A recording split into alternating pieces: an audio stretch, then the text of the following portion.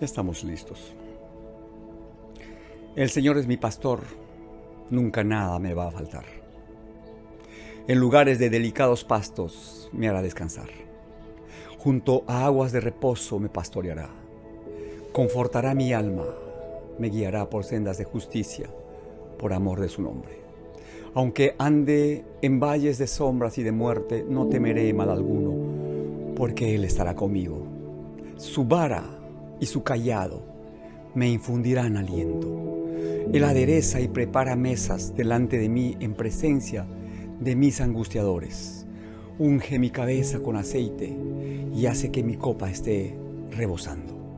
Ciertamente el bien y la misericordia del Señor me seguirán todos los días de mi vida, y en la casa de mi Dios moraré por largos días, por siempre.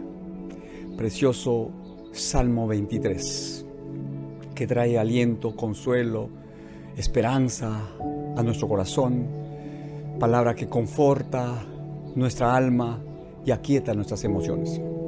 Que Dios nos ayude, hermanos, a través de su palabra, a mantenernos firmes en nuestra decisión de servirle y de vivir para Él, siendo instrumentos nobles en las manos poderosas de nuestro buen Dios.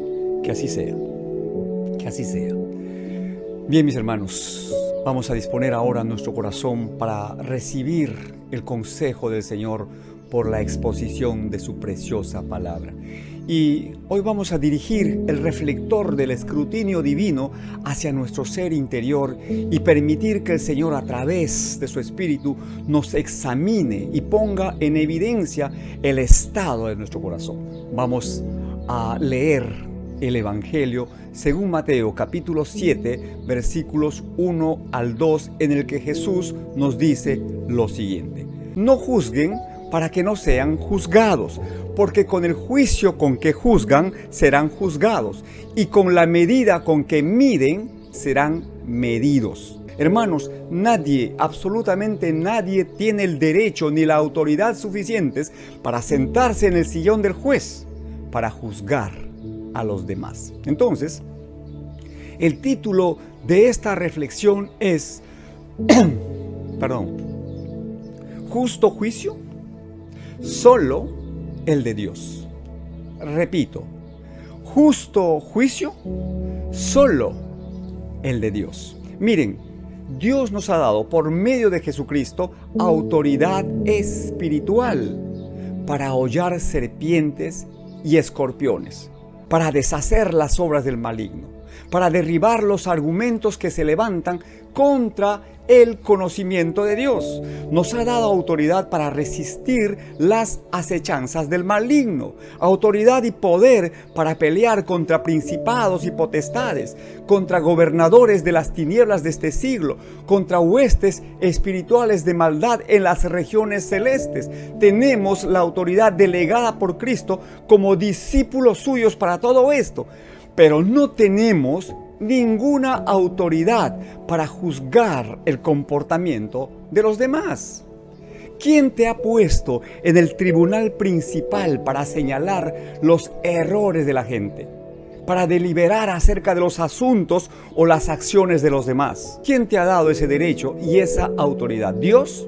Te puedo asegurar que no. Al contrario, Dios nos advierte acerca del peligro que constituye el juzgar a los demás. Consecuentemente, cuando tú temerariamente juzgas a otros, yo te puedo asegurar que estás actuando fuera de su voluntad, fuera de su cobertura, estás en contra de su palabra, estás entrando en conflicto con Dios. No esperes entonces que Él te respalde, más bien le estás dando al diablo el mejor argumento para atacarte. Y después no te quejes, porque si tú no haces lo que Dios te pide que hagas, pues le estás desobedeciendo, te estás rebelando y oponiendo a su voluntad, y eso lamentablemente te deja a merced del enemigo, te sales de la cobertura del Señor. Entonces, querido hermano, querida hermana, aplica esta enseñanza. No gastes tu tiempo, mi hermano, ocupándote de los asuntos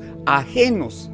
Más bien invierte todo tu tiempo y toda tu energía ocupándote en el bienestar de los tuyos. Hay mucho que hacer, mis hermanos.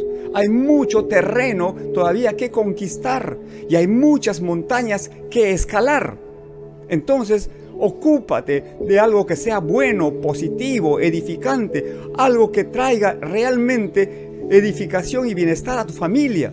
No gastes saliva entonces hablando acerca de los demás. Una vez más te digo, mi hermano, mi hermana, antes de hablar, considera lo siguiente. Si lo que vas a decir es verdad, si lo que vas a decir es necesario decirlo, es oportuno, si trae edificación y contribuye al bienestar de las personas.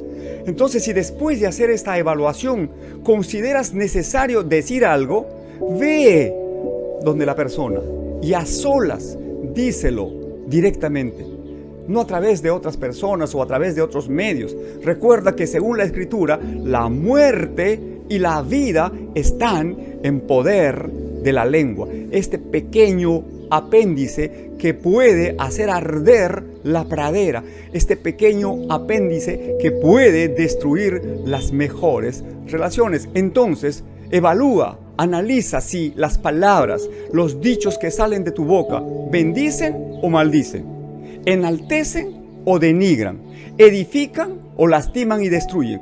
No hay más, hermanos, no hay más. No hay tal cosa como que las palabras se las lleva el viento. No, Jesús dijo que por tus palabras serás justificado y por tus palabras serás condenado. Por eso Jesús nos confronta con lo que estamos haciendo y nos manda a corregir lo que no esté de acuerdo con lo que Él nos enseña. Es decir, no juzgar según las apariencias, sino que debemos juzgar con justo juicio. Y aquí viene pues la pregunta que le da el título a esta reflexión: ¿quién puede juzgar con justo juicio sino solo Dios? Pero ahí van pues muchos tomando y asumiendo el rol de jueces justos, emitiendo juicios, y muchas veces juicios de valor, desacreditando a las personas, desestimando a las personas, minimizando a las personas. Habría que ponernos en los zapatos de la gente. Creo que nos hace falta un poco de empatía para, desde el lugar y la realidad de la gente, tener compasión de ellas y, en vez de emitir juicios, tender puentes de reconciliación con un Dios que es bueno, misericordioso, clemente y lento para la ira, que no hace con nosotros, siendo el Dios supremo, el Dios todopoderoso, no hace con nosotros conforme a nuestras iniquidades, ni nos paga conforme a nuestros pecados. Más bien, el Dios en quien creemos y de quien debemos predicar permanentemente es un Dios de segundas y de terceras oportunidades. Es un Dios que, como siempre decimos, porque también está en la Escritura, es un Dios que hace salir su sol sobre justos y sobre injustos, y hace descender su lluvia sobre buenos y malos, y hace que su misericordia se renueve cada mañana, dándonos de esta manera a entender que tenemos la posibilidad en Él de volver a empezar, de empezar todo de nuevo. Entonces, mis hermanos, seamos cuidadosos. Si de gracia hemos recibido, pues demos de gracia y hagámoslo con la misma generosidad y oportunidad con la que Dios hace con nosotros. Por lo demás, mis hermanos, criticar a los demás, señalar los errores de los demás por cualquier razón es muy fácil. Derribar, destruir, traer abajo es muy fácil, mucho más fácil que edificar, construir y levantar algo, ¿verdad? Y hay relaciones que se echan a perder de un momento para otro, por un desliz, por una palabra, por una apreciación, por un juicio, etc. Se echan a perder y eso no es justo. Eso no es justo y no creo que agrade al Señor. Por tanto, hermanos, vamos a prestar atención a su demanda, a su requerimiento y hacer los mayores esfuerzos para mantener nuestras relaciones sólidas, fructíferas, bien cimentadas, ¿verdad? En las que primen el amor, el respeto, la consideración y la gratitud. En otras palabras, vivamos como verdaderos hermanos, hijos e hijas de un Dios que nos ama con amor eterno, amor que cubre multitud de faltas y seamos solidarios. Acudamos prestamente al llamado de la necesidad de las personas que nos rodean, pero hagámoslo, mis hermanos, motivados intencionalmente por el amor que nos une. En conclusión, mis hermanos, nuestro cristianismo, nuestra condición de discípulos de Jesucristo, se tienen que demostrar por medio de nuestro testimonio. Un testimonio potente, un testimonio contundente, a través del cual ustedes y yo le damos a Dios frutos de una verdadera conversión.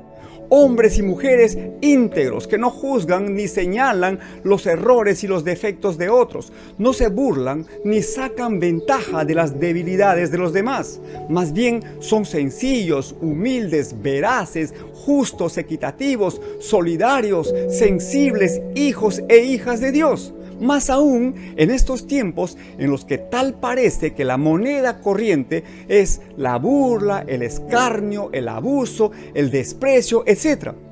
No puede ser, mis hermanos.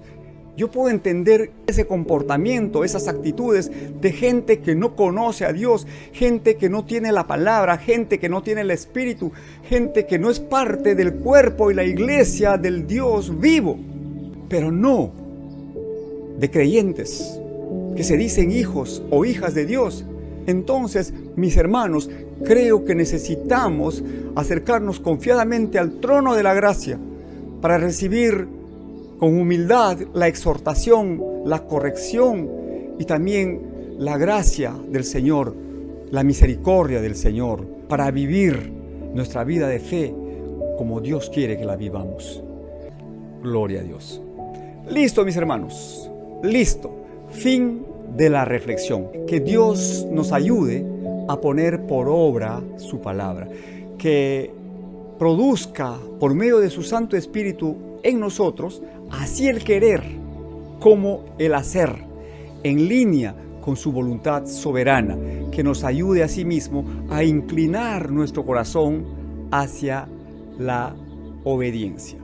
Que el Señor extienda su diestra poderosa para guardarlos de todo mal, que los cuide y los proteja en su salida, en su entrada, en su andar y en su reposo, y que las bendiciones del Señor se multipliquen grandemente en sus vidas y familias. Les mando un abrazo fraterno, solidario, cargado de afecto. Adiós.